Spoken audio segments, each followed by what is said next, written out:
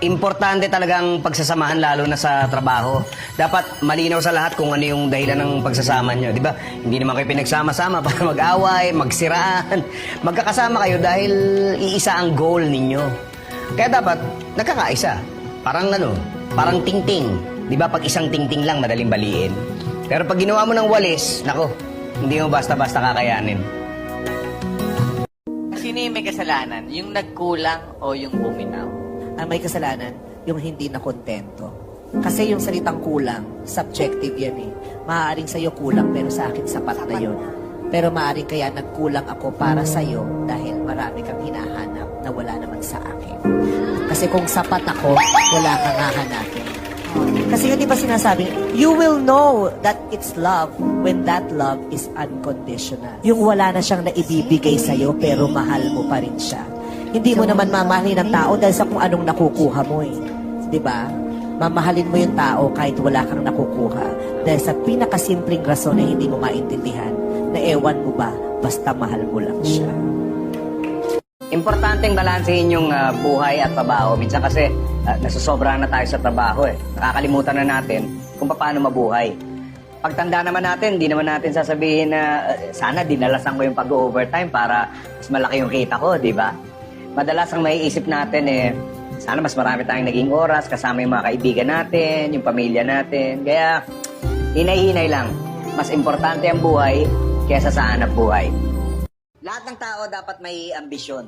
Kung ang buhay natin parang kotse, yung ambisyon, yun ang gasolina. Pero dapat isipin natin na yung ambisyon, pag walang plano, nagiging pantasya. Pantasya para sa mga taong, mga taong tamad. Ang ambisyon kasi may deadline. Pinagsisikapan, pinagtatrabahuan. Pag sumablay yung plano natin, tapos nabigo tayo, balikan natin yung plano. Huwag yung ambisyon. Alam nating lahat na mahirap ang buhay. Pero para makaya natin yung mga problemang dumarating, isipin na lang natin na ang buhay parang libro na tayo yung sumusulat. Bawat chapter, bawat problema, tayo ang gagawa. At kung nakagawa tayo ng problema, syempre, pati yung solusyon, kayang-kaya. Tayo yung mamimili kung ano yung gusto nating storya. Nasa atin din kung gusto natin na ang ending malungkot o masaya.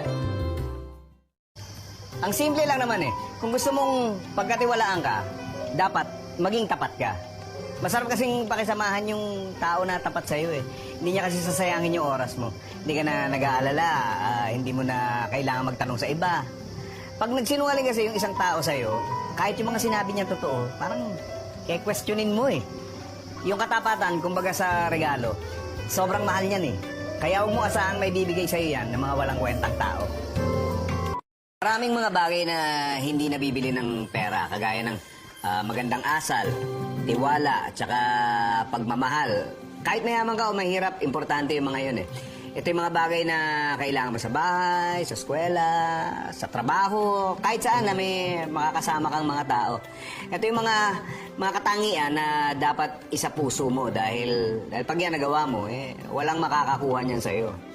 Yan yung mga bagay na hindi mababago kahit manalo ka pa sa loto.